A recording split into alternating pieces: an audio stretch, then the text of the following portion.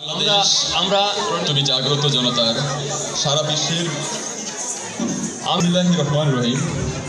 একটি বাংলাদেশ, তুমি জাগ্রত জনতার সারা বিশ্বের বিস্ময়, তুমি আমার অহংকার।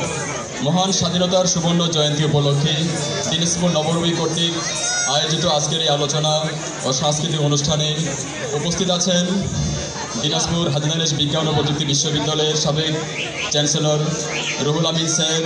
উপস্থিত আছেন দিনাজপুর সরকারি কলেজের দর্শন শাস্ত্র বিভাগের সহযোগী অধ্যাপক ডক্টর মাসুদুল আলম স্যার সহ অন্যান্য সকলকে শুভেচ্ছা। এ পর্যায়ে আমি একটি কবিতা আবৃত্তি করছি। কবিতাটির নাম হচ্ছে বাতাসে লাশের গন্ধ। লেখক রুদ্র মোহাম্মদ শহীদুল্লাহ। আজও আমি বাতাসে লাশের গন্ধ পাই, আজও আমি মাটিতে মৃত্যুর নগ্ন নৃত্য দেখি, ধর্ষিতার কাতর চিৎকার শুনি আজও আমি তন্দ্রার ভেতরে। এ দেশ কি ভুলে গেছে সেই দুঃস্বপ্নের রাত, সেই রক্তাক্ত সময়? বাতাসে লাশের গন্ধ ভাসে, মাটিতে লেগে আছে রক্তের দাগ।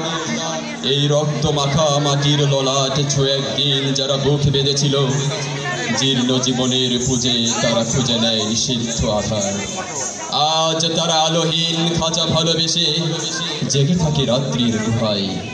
এ যেন নষ্ট জন্মের লজ্জায় আড়ষ্ট কুমারী জননী স্বাধীনতা। এ কি তবে নষ্ট জন্ম, এ কি তবে পিতাহীন জননীর লজ্জার ফসল? জাতির পতাকা আজ খামচে ধরেছে সেই পুরনো শকুন। বাতাসে লাশের গন্ধ, নিয়নালয় তবু নর্তকীর দেহে দোলে মাংসের তুফান। মাটিতে রক্তের দাগ, চালের গুদামে তবু জমা হয় অনাহারী মানুষের হার। এ চোখে ঘুম আসে না, সারা রাত আমার ঘুম আসে না। তন্দ্রার ভেতরে আমি শুনি ধর্ষিতার করুণ চিৎকার। নদীতে পানার মতো ভেসে থাকা মানুষের পচা লাশ, মুন্ডহীন বালিকার কুকুরে খাওয়া বিভৎস শরীর।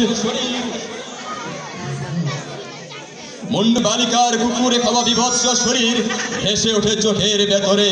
আমি ঘুমোতে পারি না, আমি ঘুমোতে পারি না। রক্তের কাফনে মোরা কুকুরে খেয়েছে যারে, শকুনে খেয়েছে যারে। সে আমার ভাই, সে আমার মা, সে আমার প্রিয়তম পিতা। স্বাধীনতা সে আমার স্বজন হারিয়ে পাওয়া একমাত্র স্বজন। স্বাধীনতা সে আমার প্রিয় মানুষের রক্তে কেনা অমূল্য ফসল। ধর্ষিতা বনের শাড়ি, ওই আমার রক্তাক্ত জাতির পতাকা। বাতাসে লাশের গন্ধ, আজও আমি বাতাসে লাশের গন্ধ পাই, আজও আমি মাটিতে মৃত্যুর নগ্ন নৃত্য দেখি। ধন্যবাদ।